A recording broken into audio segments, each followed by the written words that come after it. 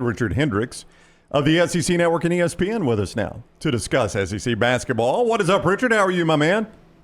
Doing great, guys. How are y'all? Doing fantastic. When you and I were chatting back in Melton Brook at the SEC Basketball Media Days, you were excited about this SEC season. I am going to put words in your mouth. Even you could not have envisioned it would have started this well for the SEC. I absolutely agree with you. I mean, obviously, last season it came down to the wire, but this year I expected many of the teams to power up and get a lot better talent and play good basketball. But no one could have predicted the dominance that the SEC has had in the non-conference slate. It's going to be another amazing season. Yeah, I mean, top 17 teams right now. Dunaway just said 12 teams projected to make the field, which breaks an all-time record. I mean, if you had to say it right now, I know Tennessee and Auburn are stacked 1-2. Do you already have kind of a sample size through double-digit games of who you believe the best team in the league is?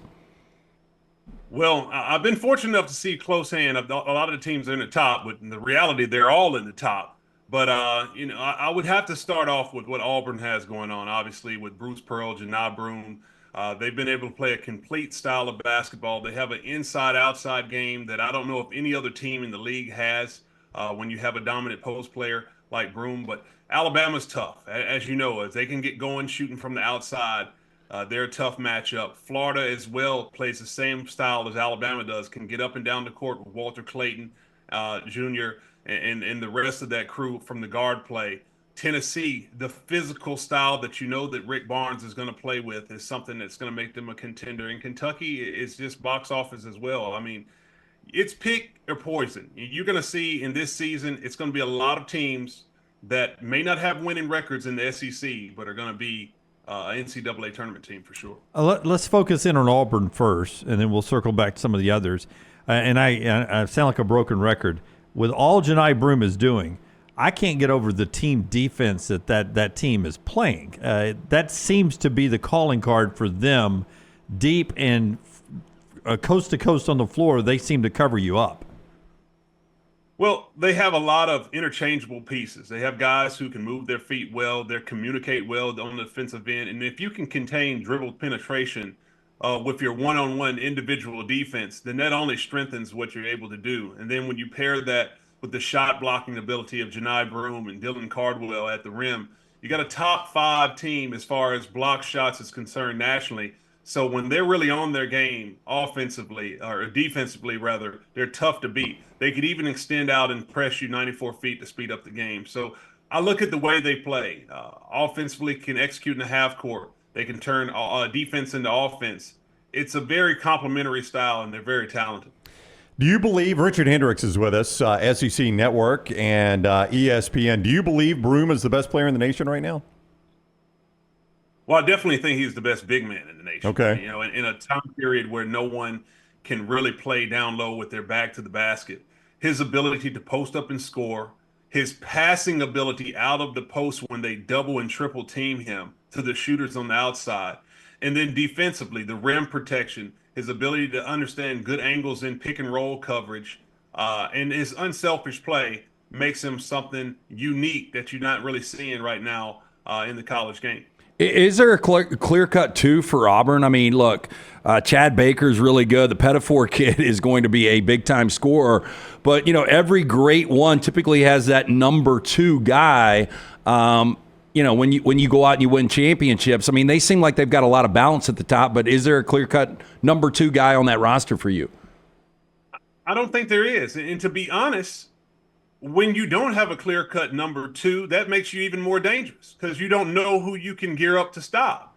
This is a team when you talk about Tahad Pettifor, he's a big-time freshman. McDonald's All-American. He can shoot from deep. He comes in off the bench and plays with a lot of confidence. Miles Kelly is one of the better off-ball movers and cutters in the league. And when he gets a crease, he can shoot from deep range. So, I mean, I don't know if you can necessarily pinpoint who is the second-best player on Auburn's team. You talked about Chad Baker-Mazara does things defensively and shoots from the outside, has great length. So they're a complete team. I think they go 9 to 10 deep, and you can't forget about, obviously, Denver Jones and what he's able to do. I mean, they're a tough team. Can Alabama keep it up? I was at the game the other night, and the Creighton game, and I was like, Boy, is Mo Diabate playing? I had to find him on the bench. He was so big for a couple of wins early on, and then Grant Nelson's big one night, and they seem to be rotating around on who has a big night. They're so deep. Can you keep that up all season long to where I may not play tonight, but I got to be big the next night? Well, I definitely think that when you have as much depth and talent that Alabama does, you have to definitely be prepared to work the minutes that you have on the court. And Alabama's definitely has a lot of players that have to step up. You might not have the consistency outside of Mark Sears, who's going to be giving you that point production every single night that you can rely on. But just as I mentioned with Auburn, that is something that is a weapon as well. The issue that I see for Alabama is obviously, I'm a big guy. I don't know if they have the interior play to be able to change up styles of play when they're not hitting shots.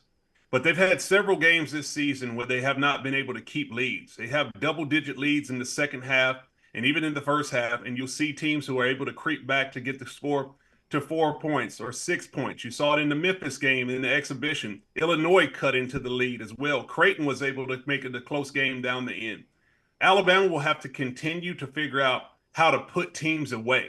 If they can do that, then they're going to be at the top of the SEC. Richard Hendrix is with us, SEC Network and ESPN. If you had to guess, well, let me ask the question this way. What do you think will be Alabama's best starting five? Like, I guess the way of asking it is, when it comes tournament time, who do you think, without injury, if you don't factor in injury, who do you think Nate Oates' go-to starting five would be? Oh, wow. I think you have to lean on, obviously, you have to have Amori in the game. I mean, he is the one guy on the team who is unique. Sears, you have to go there.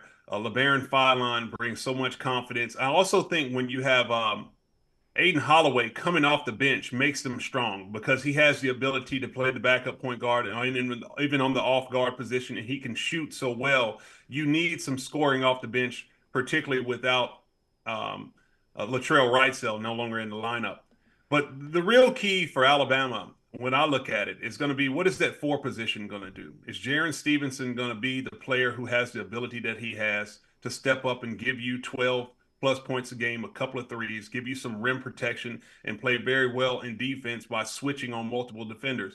If he can do that, as well as Grant Nelson playing to their potential, that's going to be the strength, and to me, how Alabama can be as good as they possibly can be. As far as the starting five, I don't know if I necessarily think how important it is to have starters. It's more so about who are the 5 players that are on the court to finish the game. That's what really matters. Back to Mark Sears, maybe the greatest single season in Alabama basketball history last year, en route to a Final Four. Really good game against Creighton. He has struggled, though. I mean, if you go back, over 50% from the field last year, under 40% this year, behind the arc, 44% last year, 32% this year. Is there something that you look at when you watch him night in, night out that seems to be off? Is he pressing? Is it just kind of a rough start that he'll get under control? I mean, do you have an opinion on that? Well, the first opinion is that it's a shame that Mark Sears was not a first-round NBA draft pick after that type of numbers. That's where I think the flaw of it is in the college game, in the professional game, and how you evaluate talent.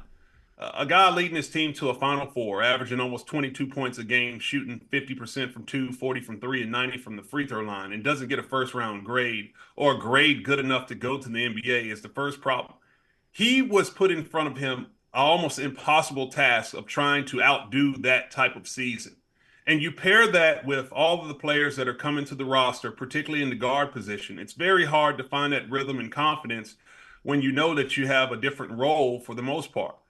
So if I'm him, the shooting percentages are down than they were last year, but it's a different season. But he has to continue to just stay the course, play the game, and play the end game of trying to win basketball. Don't worry about the numbers. Don't worry about the statistics or the preseason accolades that everyone has you. Mentally, you have to get that out of your mind and just go back to the drawing board and just play your game. Tennessee, Auburn, Alabama, Kentucky. How can you be a top 10 team and nobody talking about you in the Florida Gators? That's a dangerous team to me, Richard Hendrix. Absolutely. I mean, and listen, they have two elite guards that go toe to toe with any guards in the country, and Walter Clayton Jr. and Elijah Martin. You also throw in Will Richard at the three position, and they're big time. They have a post player in Alex Condon, and as well as a big defender down low and Chinyalu, who's a really good player, Ruben Chinyalu. So this is a team that's hungry. They start off games really fast, and they can come at you in waves and will. To me, the SEC, particularly in my time when I played, I felt like it was always a talented league. I mean, we had Florida win national championships and LSU and going to Final Fours, and we were a competitive team. But this is the deepest that I've seen the league be. Every team has 8, 9, 10 players, and they are obviously winning. And I think it's a lot to do with the NIL transfer portal era. I think the one promise and positive about that situation is that you have really good players that are reserve players that understand how to come in and work their minutes. And that's important because if you go back in previous times, if good players didn't get the minutes that they wanted, they could be cancers on teams. They could break teams apart. They could come in and not play within the structure. But I think now with the compensation that comes with it, players are a little bit more professional in the college game, and they check right in and they do their roles.